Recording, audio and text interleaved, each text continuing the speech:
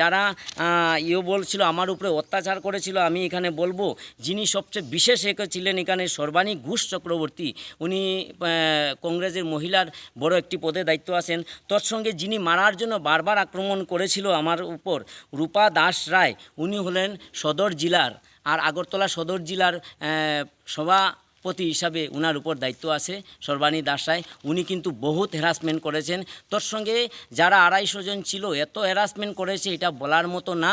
আমি সেটাই একটা চাইতেছি, আমার যা A to Z ঘটেছে সেটা সঠিক, আমি সুষ্ঠু বিচার চাই। এটাই আমার লাস্ট জানান থাকবে। একদম অতি সত্বর সেটার প্রতিবাদ এবং বিচার, সুষ্ঠু বিচার তাদেরকে যে কোনো প্রকারেই আর সামনে আনার পরে সুষ্ঠু তদন্ত আমি চাই। এই বিষয়টা আমার থাকবে। আমি বাই রোডে এবং গাড়িতে করে আমি আমাদের কুমারঘাটে একটা আমাদের কর্মসূচি ছিল, সেখানে গেছি।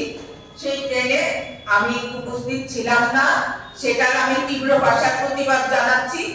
উনি শিক্ষক হয়ে যদি মিথ্যার আশ্রয় নেন, তাতে সত্যি আমি খুব দুঃখিত। যে ঘটনাতে ছিল না তাদের নাম জড়ানোর একটা ষড়যন্ত্র, কে বা কারা করেছে আমি জানি না, কিন্তু আমি সংবাদ মাধ্যম থেকে জানতে পেরেছি।